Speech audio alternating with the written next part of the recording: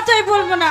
এই বললি বাদশার বাড়ির ছেলে হয়েছে, তার বাদ্য বাজছে, আমিও দেখতে যাব। তুই এখন চলো বড় না। হয়েছিস না।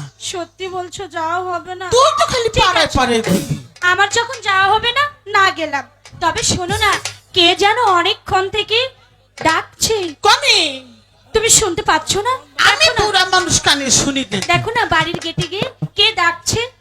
কনে ডাকে কেনে? হ্যাঁ রাব্বান বাড়ি আফা রাব্বান।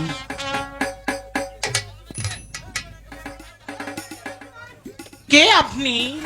আমি কে দা তুমি জান আমার শব্দ শুনে তুমি বুঝতেছো না? তোমাদের তো চিনি নাই, তুমি কে? আমি দাদু দাদু তুমি দাদু? দাদু তুমি কে ডাকো? আমি আমি হইলাম এই বাড়ি দাই মা।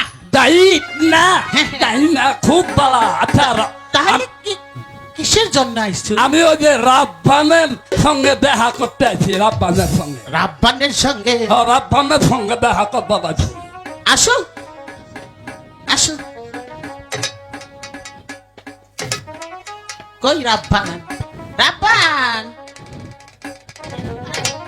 আসসালামু আলাইকুম দাদু সাহেব। ওয়ালাইকুম আসসালাম। আপনি কি মনে করে আমাদের বাড়িতে? হ্যালো এই মাগি মাগি দিছে আমার মাগি মাগি পয়সা পয়সা সেই মাগি এই ফেরি এই মাগি তোর যৌবনে খালি ফেলে ফেলে ফেলে এই বেড়েছে। আচ্ছা শোনো রূপবান, আমি তোমার শুভ সংবাদ নিয়ে এসেছি। আমার শুভ সংবাদ? হ্যাঁ। কি শুভ সংবাদ দাদু, বলুন। বাচ্চার ছেলের সঙ্গে তোমার বিবাহের প্রস্তাব নিয়ে এসেছি। বাদশার ছেলের সাথে কোন রাজ্যে? আমি কি শুনতে পারি? বাচ্চা একাব্বরের একমাত্র ছেলে রহিম বাচ্চার সঙ্গে। না দাদু, হে হতে পারে না। সে 12 দিনের শিশু। আমি সেই শিশু ছেলেকে কিভাবে বিয়ে করব? এ সম্ভব না। আপনি এখান থেকে চলে যান। শোনো, আমি হয়েছি বাচ্চার আদেশে আমি তোমার কাছে এসেছি।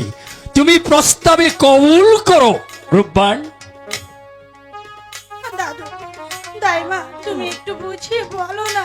দাদু এই কাজটা কোনোদিনই হবে না। ঠিক আছে, আমি দেখি বুঝিয়ে বলছি। শোনেন সৌ